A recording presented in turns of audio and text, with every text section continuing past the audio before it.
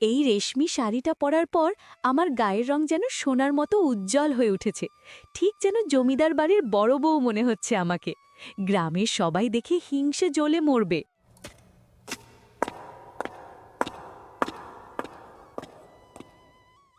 ও বৌমা, ভর দুপুরে এত সাজগোজ কিসের? এই সাত সকালে তুমি রাজকন্যের মতো সেজে বসে আছো, ঘরে কি চাল ডাল অফুরন্ত হয়ে গেছে নাকি? চাল ডাল থাক বা না থাক, নিজের ঘরে কি একটু নিজের মতো করে সেজে থাকাও বারণ? আপনারা তো জান আমি সারা জীবন ওই তালিমারা শাড়ি পরে আপনাদের সামনে ঘুরি। না না, তা হবে কেন? তবে শাড়িটা তো বেশ দামি মনে হচ্ছে। কাঠুরে জগদীশ কি তবে বনের মধ্যে কোনো গুপ্তধনের হাড়ি খুঁজে পেয়েছে? কেন? আমার স্বামীর কি সামর্থ্য নেই তার বউকে একটা ভালো শাড়ি উপহার দেওয়ার? দিনকাল সবসময় এক যায় না বুড়িমা, এবার আমাদের কপাল খুলতে শুরু করেছে। সামর্থ্য তো কালও দেখিনি বৌমা। কালও তো তুমি পাশের বাড়িতে এক মুঠো চালের জন্য কেঁদে মরছিলে। আজ তবে হঠাৎ রেশমি শাড়ির জোয়ার এলো কোত্থেকে? কালকের কথা কাল গেছে, আজ আমাদের সুদিন। এখন থেকে আপনি শুধু আমার উন্নতিই দেখবেন। অভাব আমাদের ঘরের চৌকাঠ আর কোনোদিন মাড়াবে না। আমি তো তোমার ভালো দেখেই বললাম। হঠাৎ আসা বড়লোকী মানুষ সইতে পারে না। বেশি দেমাক করা কোনোভাবেই ভালো লক্ষণ নয়। আপনাদের ওই পুরনো নসিহতগুলো নিজেদের জন্য রাখুন। নিজেরা তো অভাবী, অন্যের একটু সুখ দেখলে আপনাদের বুক ফেটে চৌচির হয়ে যায়। বড় শাড়ি পরলেই বড় মানুষ হওয়া যায় না। অহংকার পতনের মূল, এই কথাটা মনে রেখো, নইলে পরে পস্তাতে হবে। জানতো বুড়িমা, নিজের চরকায় তেল দিনগে। আমার এখন অনেক কাজ, ঘর সাজাতে হবে, বড় হাঁড়িতে দামি চালের চাল ফোটাতে হবে। ঠিক আছে বাবা, আমি চললাম।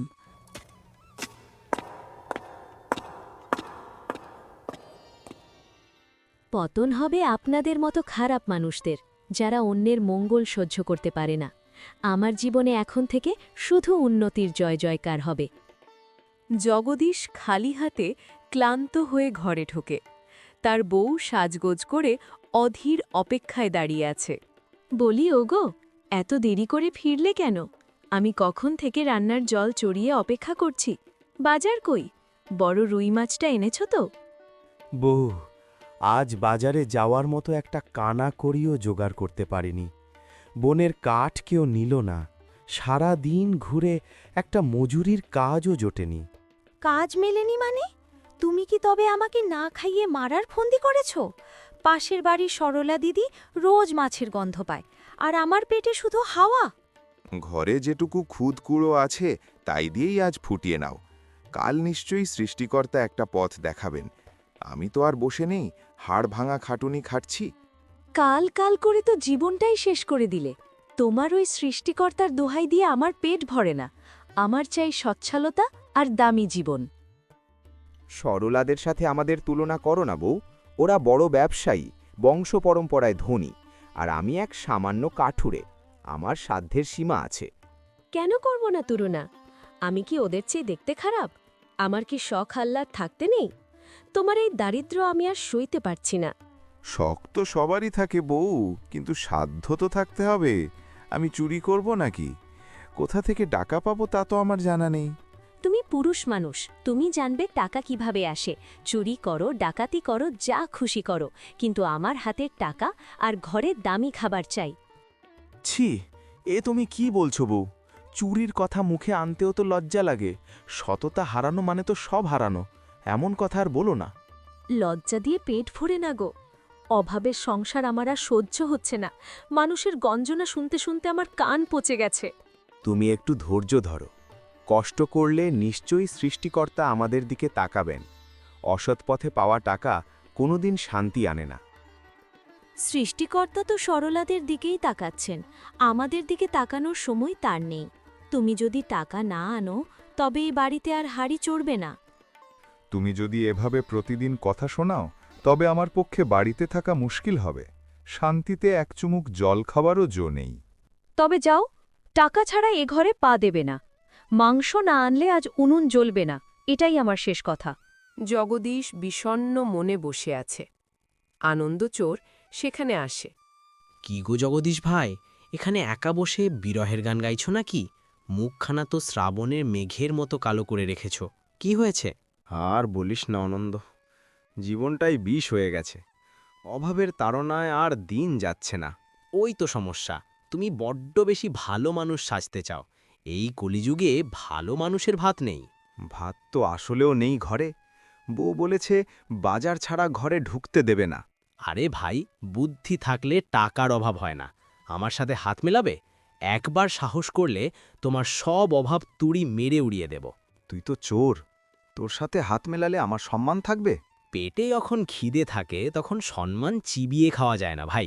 একবার আমার সাথে চলো, টাকা হাতে এলে এই গ্রামবাসী তোমাকে সেলাম ঠুকবে। কিন্তু যদি ধরা পড়ি, যদি জেল হয়? ধরা পড়ার মতো কাঁচা কাজ আমি করি না। আমরা শুধু বড় লোকদের আলমারিতে হাত দেব। যারা গরিবের রক্ত চুষে ধনী হয়েছে তাদের ওপর ডাকাতি পাপ নয়। আমার খুব ভয় করছে রে। কোনোদিন তো কারো কোনো জিনিসে হাত দিইনি। হাত কাঁপছে আমার, বুকটাও ধরফর করছে। ভয় ছাড়ো ভাই, একবার বড় দাও মারতে পারলে বউকে গয়নায় মুড়িয়ে রাখতে পারবে। সে কি তা চায় না? তার মুখের হাসির জন্য এটুকু তো করতেই পারো। গয়না? বউ তো ওটাই চায়। তার একমাত্র স্বপ্ন সোনায় মোড়া দেহ। ঠিক আছে অনন্দ, ওর জন্য আমি নিজের নীতি বিসর্জন দিতে রাজি। এই তো বাঘের মতো কথা। আজ রাতে তৈরি থেকো। নারায়ণবাবুর বাড়িতে কাজ আছে, ওখানে টাকার পাহাড় লুকানো আছে। মনে হচ্ছে আমি নরকের পথে পা বাড়াচ্ছি, তবে এছাড়া আর কোনো উপায়ও তো দেখছি না। বউয়ের চোখের জল আমাকে অন্ধ করে দিয়েছে। নরক নয় দাদা, এটা হলো স্বর্গের সিঁড়ি।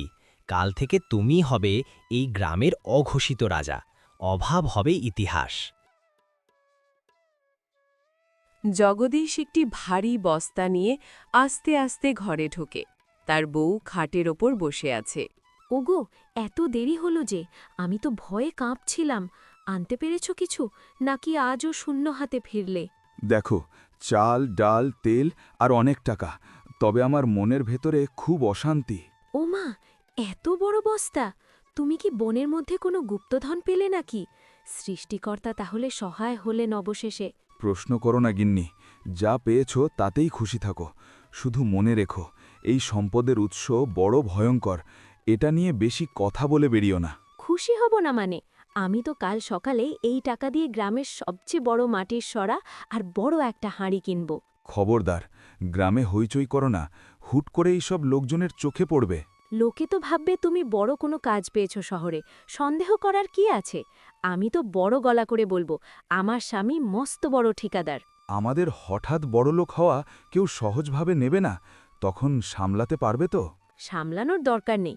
এখন থেকে আমি বড় হাঁড়িতে বিরিয়ানি আর মাংস রাঁধব। তুমি কি লোক হাসাবে বউ? আমাদের ঘরে তো আগে সাধারণ ভাতই চড়ত না। হুট করে এমন এলাহি কারবার সন্দেহ জাগাবেই। আগে চড়ত না তো কি হয়েছে? সময় বদলেছে। এখন থেকে পাড়া শুদ্ধ মানুষ আমার রান্নার গন্ধ পাবে আর হিংসে জ্বলবে। তুমি বিপদ ডেকে আনবে গিন্নি। তোমার এই লোভই আমাদের ধ্বংসের দিকে ঠেলে দিবে কিন্তু।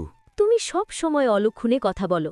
সৃষ্টিকর্তা জানে আমাদের কপালে আর কি কি লেখা আছে। চুরির টাকা যে আগুনের মতো সব পুড়িয়ে ছারখার করে দেয়। কপালে সুখ আছে গো, সুখ। এখন থেকে আমরাই গ্রামের সবচেয়ে ধনী মানুষ। জগদীশের বউ দামি রেশমি শাড়ি পরে মটমট করে হেঁটে আসছে। সরলা ও অন্য মহিলারা পুকুর পাড়ে বসে আছে। দেখেছ সরলাদি, জগদীশ কাঠুরিয়ার বউয়ের চালচলন? মনে হচ্ছে যেন একদিনে বড়লোক হয়ে গেছে। হ্যাঁ গো দিদি, রোজই নতুন নতুন দামি শাড়ি করে ঘাটে আসছে। ব্যাপার কি বলো তো? কাঠ কাটলে কি এত টাকা পাওয়া যায়? কি গো দিদিরা, আমাকে নিয়ে কি খুব গভীর আলোচনা হচ্ছে? হিংসে হচ্ছে নাকি আমার নতুন শাড়িটা দেখে? আলোচনা হবে না? তোমার স্বামী তো বনের কাঠ কাটত, এখন কি মোহর কাটে নাকি? এক রাতের মধ্যে তোমাদের অবস্থা কিভাবে বদলে গেল? কপাল লাগে গো সরলা দিদি, কপাল। আমার স্বামী এখন মস্ত বড় ব্যবসায়ী। শহরে তার অনেক বড় বড় কাজ চলছে। ব্যবসায়ী? কই কোনো দোকান বা গুদাম তো দেখলাম না তার। হঠাৎ করে আকাশ থেকে টাকা পড়ল নাকি তোমাদের আঙিনায়? সবার ভাগ্য কি আর এক হয়? আমার স্বামী দিনরাত পরিশ্রম করে। তা ঠিক, পরিশ্রমের ফল মিষ্টি হয়। তবে সাবধানে থেকো, নারায়ণবাবুর বাড়িতে কাল রাতে নাকি মস্ত বড় চুরি হয়েছে। চুরি হয়েছে তো আমার কি? আমি কি আর চোরের সাথে থাকি? চোরদের কাজ চুরি করা, তারা ধরা পড়লেই হলো। চোর না হলেও চুরির মাল তো অনেক সময় চোরাই কেনাবেচা করে। তোমরা নতুন নতুন বড়লোক হয়েছ তো, তাই বলছি সাবধানে থেকো। আপনারা হিংসে করছেন, আপনাদের হিংসায় আমার কিচ্ছু যায় আসে না। হিংসে নয়, আমরা তো তোমার প্রতিবেশী, তাই ভালো চাই। ভালো মন্দ আমি বুঝব, আপনাদের ডালভাতের জীবন আপনাদের থাক। আমি চললাম, বাড়িতে রান্নার বিশাল আয়োজন করতে হবে। জগদীশ একটি অতি চমৎকার সোনার হার বের করেছে। তার বউ মন্ত্রমুগ্ধ হয়ে দেখছে। বউ, এই হারটা দেখো, এটা আনন্দে দিয়েছে। আমার ভাগের, এটা নারায়ণবাবুর স্ত্রীর অত্যন্ত প্রিয় সীতাহার।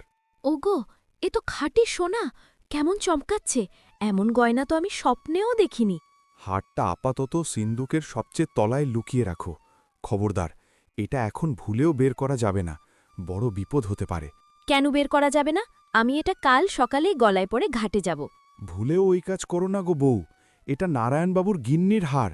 গ্রামের সবাই এই হার চেনে, ধরা পড়লে আমাদের গর্দান যাবে। চিনে ফেলবে মানে? বাজারে কি আর সোনার হার নেই?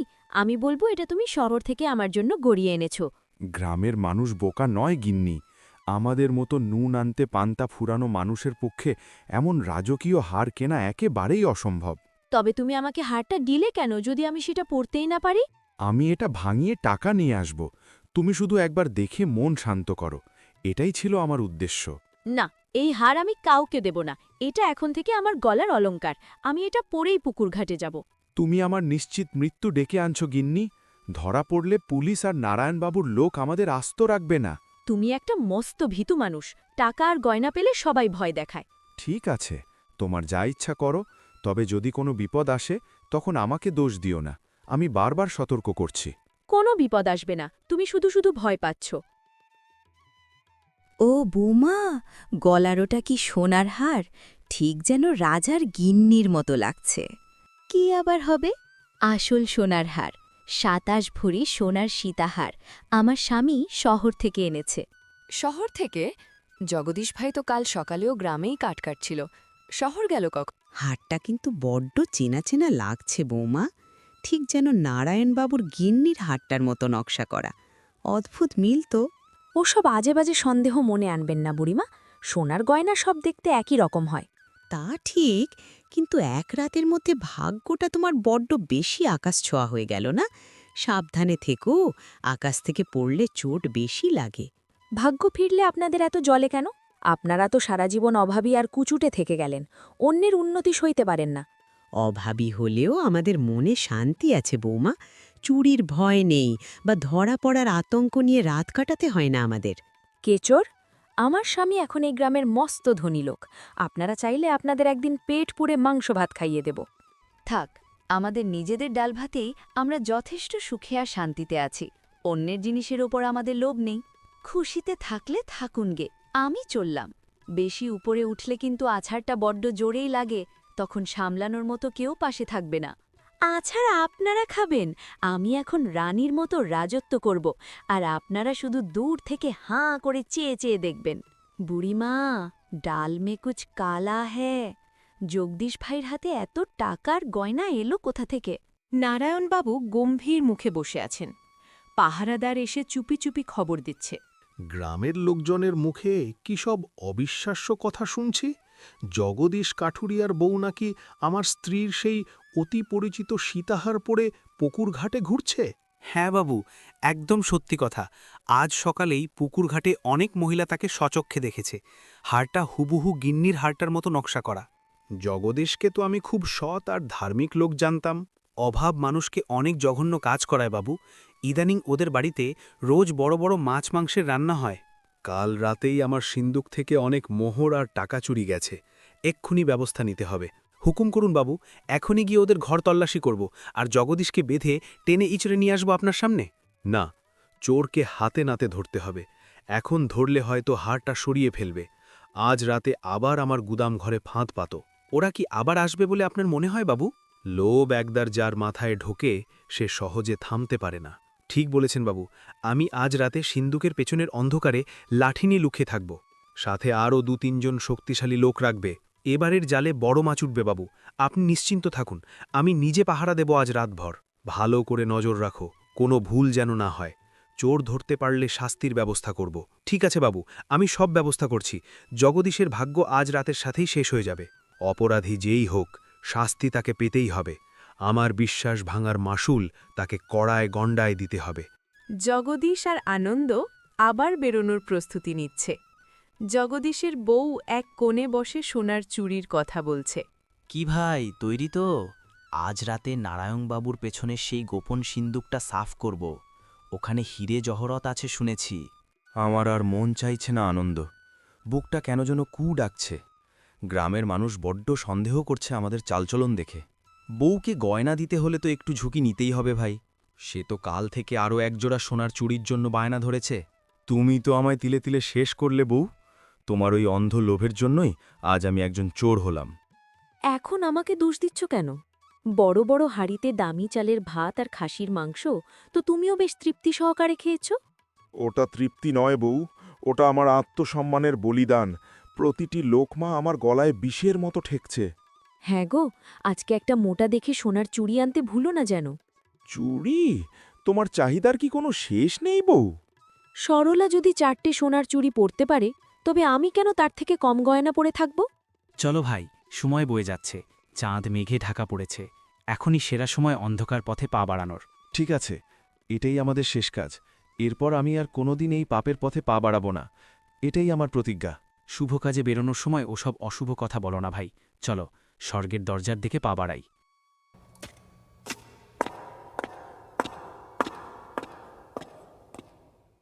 সর্বনাশ হয়ে গেছে ভাই, পুলিশ আর নারায়ণবাবুর লোক। পালাও ভাই, যেদিকে পারো জান নিয়ে পালাও। পালাবি কোথায় রে কুলাঙ্গার শয়তান? আজ তোদের পাপের ঘড়া পূর্ণ হয়েছে। আজ তোদের শেষ দিন। জগদীশ, তুইও শেষে আমার বিশ্বাস ভঙ্গ করে আমারই ঘরে চুরি করতে এলি? বাবু, আমাকে দয়া করে ক্ষমা করুন। আমি অভাবের তাড়নায় আর স্ত্রীর অন্ধ লোভের পাল্লায় পড়ে এই চরম ভুল করেছি। বাবু, আমাকে ছেড়ে দিন। আমি তো শুধু বুদ্ধি দিয়েছি।